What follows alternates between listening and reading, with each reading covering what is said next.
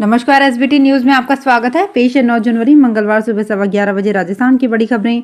प्रधानमंत्री नरेंद्र मोदी ने आम आदमी को रोजमर्रा की जरूरतों के लिए संघर्ष से बाहर निकालने के इरादे का इजहार करते हुए सोमवार को कहा कि गरीब, किसान, महिलाएं और युवा ये 4 जातियां यदि सशक्त हो गई तो भारत सशक्त हो जाएगा। पीएम मोदी ने यहां विकसित भारत संकल्प यात्रा को वीडियो लिंक के जरिए संबोधित करते हुए कहा कि 2-3 दिन पहले ही यात्रा ने अपने 50 दिन पूरे किए हैं। इस अवधि में 11 करोड़ लोगों का जुड़ना अपने आप में अभूतपूर्व है। समाज में अंतिम पायदान पर खड़े व्यक्ति तक सरकार खुद पहुंच रही है, उसे अपनी योजनाओं से जोड़ रही है।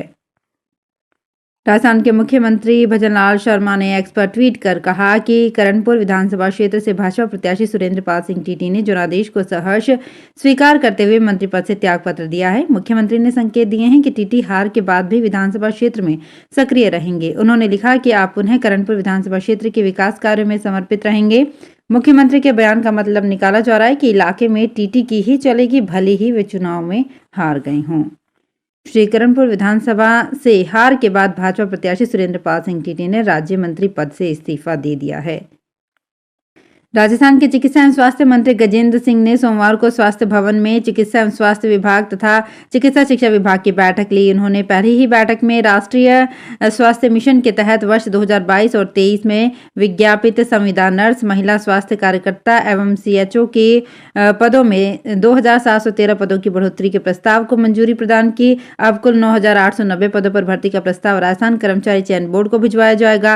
बैठक में अतिरिक्त मुख्य सचिव चिकित्सा एवं स्वास्थ्य श्रीमती शुभराज सिंह ने चिकित्सा मंत्री को अवगत कराया कि इस प्रकार पूर्व में 7177 पदों के स्थान पर अब 9890 पदों पर भर्ती हेतु राजस्थान कर्मचारी चयन बोर्ड को प्रस्ताव भिजवाए जाएंगे।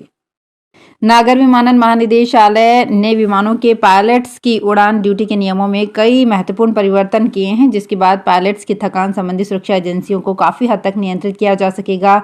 नागरिक उड्डयन मंत्रालय ने आज यहां बताया कि डीजीसीए ने अंतर्राष्ट्रीय सर्वोत्तम प्रथाओं के अनुरूप उड़ान चालक दल के लिए उड़ान ड्यूटी समय सीमा से संबंधित नियमों में महत्वपूर्ण बदलाव किए हैं, जिससे पिछले 1 दशक से भी अधिक समय से थकान संबंधी विमानन सुरक्षा जोखिमों का समुचित प्रबंधन किया जा सकेगा। नियमों में परिवर्तन नागरिक उड्डयन क्षेत्र में बहुप्रतिशत सुधार सुनिश्चित करेंगे और ये सुधार पायलटों की थकान को दूर करने, समग्र उड़ान सुरक्षा को बढ़ाने और भारत में विमानन क्षेत्र की अनुमानित वृद्धि के साथ इसे संतुलित करने की दिशा में एक महत्वपूर्ण कदम साबित होगा।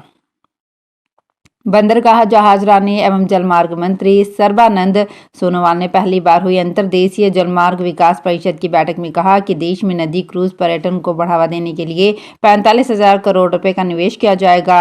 सोनोवाल ने परिषद के हरित नौका दिशा निर्देश और नदी क्रूज पर्यटन रोडमैप 2047 को लॉन्च करते हुए कोलकाता में कहा कि देश में अंतर्देशीय जलमार्गों की क्षमता और उनकी व्यवहार्यता को बढ़ावा दिया जाएगा। सोनोवाल की अध्यक्षता में परिषद की इस संबंध में हुई पहली बैठक में राज्यों के मंत्री स्तरीय प्रतिनिधियों के साथ ही नीति निर्माताओं और उद्योग जगत के प्रमुख हितधारकों ने हिस्सा लिया। राजस्थान में भ्रष्टाचार निरोधक ब्यूरो ने राजसमंद जिले के रेल मगरा में सहायक अभियंता डिस्कॉम कार्यालय में कार्यरत इलेक्ट्रीशियन को सोमवार को 2000 रुपए की रिश्वत लेते रंगे हाथों गिरफ्तार किया। ब्यूरो के अतिरिक्त महानिदेशक हेमंत प्रियदर्शी ने बताया कि परिवादी की ओर से ब्यूरो को शिकायत मिली कि उसकी कृषि भूमि पर विद्युत कनेक्शन उसके दादाजी और पिताजी की मृत्यु के बाद उसके नाम पर स्थानांतरण करवाने के लिए इलेक्ट्रीशियन अशोक शर्मा 2000 रुपए की मांग कर परेशान कर रहा है। सुप्रीम कोर्ट ने सोमवार को मनी लॉन्ड्रिंग मामले में आप नेता सत्येंद्र जैन को दी गई अंतरिम जमानत अगले आदेश तक बढ़ा दी है। सत्येंद्र जैन की ओर से पेश वरिष्ठ वकील अभिषेक मनु सिंघवी ने अदालत को मामले के बारे में पूरी जानकारी दी और जमानत को लेकर लंबी बहस की। सिंघवी ने अदालत को बताया कि जैन ने मामले में सहयोग किया है। राजस्थान के ऊर्जा राज्य मंत्री हीरालाल नागर ने सोमवार को शासन सचिवालय के मंत्रालय भवन स्थित अपने कक्ष में विधिवत रूप से कार्यभार ग्रहण कर लिया। ऊर्जा विभाग के प्रमुख शासन सचिव भास्कर ए सावंत ने पुष्पगुच्छ भेंट कर ऊर्जा मंत्री का स्वागत किया। इस दौरान नागर ने कहा कि ऊर्जा विभाग हर वर्ग से जुड़ा हुआ विभाग है। एक प्रदेश की आर्थिक तरक्की उसकी ऊर्जा उपलब्धता, उत्पादन और सुदृढ़ वितरण तंत्र पर निर्भर करती है। उन्होंने कहा कि बेहतर प्रबंधन से डिस्कॉम्स को आर्थिक रूप से मजबूत बनाकर उपभोक्ताओं को किफायती और पर्याप्त विद्युत आपूर्ति सुनिश्चित करना और प्रदेश में बिजली घरों के लिए कोयले की पर्याप्त आपूर्ति उनकी प्राथमिकता रहेगी।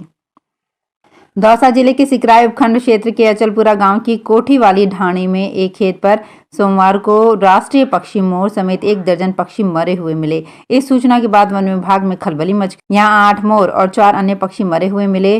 2 मोर बेहोशी की हालत में मिले। सूचना पर गीजगढ़ से वन विभाग और वेटरनरी डॉक्टर्स की टीम मौके पर पहुंची। वन विभाग की टीम ने सभी मृत और बेहोश मिले पक्षियों को अलग अलग स्थानों से एकत्रित किया। मौके पर मौजूद पशु चिकित्सक डॉक्टर प्यारेलाल वर्मा, डॉक्टर जल सिंह मीणा व जिला रोग निदान केंद्र प्रभारी डॉक्टर राधेश्याम मीणा की टीम ने राष्ट्रीय पक्षी की मौत के कारणों का पता लगाने के लिए नमूने लेकर जांच के लिए भिजवाए हैं।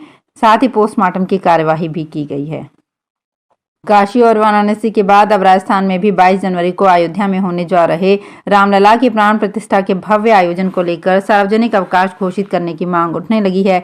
इसे लेकर व्यापारिक व सामाजिक संगठन मुख्यमंत्री भजनलाल शर्मा को पत्र लिखकर आग्रह कर चुके हैं।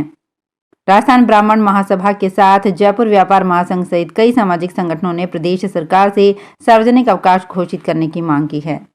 बॉलीवुड के अपने जमाने के सुपरस्टार रहे राजकुमार के बेटे फिल्म अभिनेता पुरु राजकुमार अपने परिवार के साथ रणथंभौर पहुंचे हैं। अपने रणथंभौर यात्रा के दौरान उन्होंने सोमवार को टाइगर के दीदार किए। पुरु राजकुमार उनकी पत्नी कोरलजिका ग्रडग और बच्चे बाग बागिन को देखकर अभिभूत दिखाई दिए। वे यहां 5 सितारा होटल नाहरगढ़ में ठहरे हुए हैं। सोमवार सुबह पुरु राजकुमार अपने परिवार के साथ होटल में ही मस्ती करते हुए दिखाई दिए। आमिर खान की बेटी आयरा खान और फिटनेस ट्रेनर नुपुर शिकरे की डेस्टिनेशन वेडिंग की रस्में 8 जनवरी से उदयपुर में शुरू हुई हैं। शुरुआत मेहंदी की रस्म से हुई। आयरा के हाथों में मेहंदी लगाई गई। इसी थीम पर वेन्यू होटल ताज अरावली को सजाया गया है। रात को पजामा पार्टी में नाइट सूट पहनकर एंजॉय किया गया और शादी से जुड़े कई इवेंट इस पार्टी में हुए। आज मंगलवार को संगीत नाइट होगी। इसमें आमिर खान भी खास परफॉर्मेंस देंगे। इससे पहले रविवार को आमिर खान परिवार और मेहमानों के साथ कोडियात स्थित होटल ताज अरावली पहुंचे। यहां उनकी राजस्थानी परंपरा से स्वागत किया गया और इन्होंने एक राजस्थानी गाने पर डांस भी किया। 1 माह से मलमास के कारण मांगलिक कार्यों से विराम 1 सप्ताह बाद हट जाएगा। 16 जनवरी से सावे शुरू होंगे और जमकर शहनाइयां गूंजेंगी। इस वर्ष 16 जनवरी से 15 मार्च तक विवाह के कई शुभ मुहूर्त हैं। 39 दिन तक शुभ मुहूर्त के मद्देनजर खरीदारी भी बढ़ गई है। सोने चांदी से लेकर कपड़े और अन्य सामान की खरीदारी से व्यापारियों में उत्साह है। 15 मार्च से 16 अप्रैल तक 30 दिन तक खर मास के कारण विवाह नहीं होंगे। अप्रैल में 18 से 22 तक मुहूर्त है, लेकिन 23 अप्रैल से 30 जून तक फिर से विवाह समारोह पर विराम लगेगा। इस तरह 15 मार्च से जुलाई तक 98 दिन विवाह नहीं होंगे। जुलाई में विवाह के 6 मुहूर्त हैं। फिर 18 जुलाई को देवशयनी एकादशी से 4 माह तक विवाह नहीं होंगे। राजस्थान के वन, पर्यावरण एवं जलवायु परिवर्तन और विज्ञान एवं प्रौद्योगिकी मंत्री संजय शर्मा ने कहा कि राज्य के सबसे बड़े सरिस्का बाघ अभ्यारण्य में बाघों की संख्या बढ़ाई जाएगी। शर्मा ने मीडिया से बातचीत में कहा कि जिस तरीके से गुजरात में अभ्यारण्य के आसपास रहने वाले लोगों को वही रोजगार मिल रहा है, उसी तरह राजस्थान में भी ऐसे गाँव में पेइंग गेस्ट के आधार पर काम करने का मौका ग्रामीणों को मिलना चाहिए, जिससे वहाँ पर्यटक भी आकर रुकें, उन्हें सुविधा उपलब्ध हो और ग्रामीणों को रोजगार भी मिले। जयपुर शहर के प्रताप नगर में स्थानीय लोगों और प्रतापेश्वर महादेव मंदिर कमेटी के साथ मिलकर सेक्टर 5 के निवासियों द्वारा श्री राम मंदिर की प्राण प्रतिष्ठा अभियान की जन जागरण फेरी निकाली गई।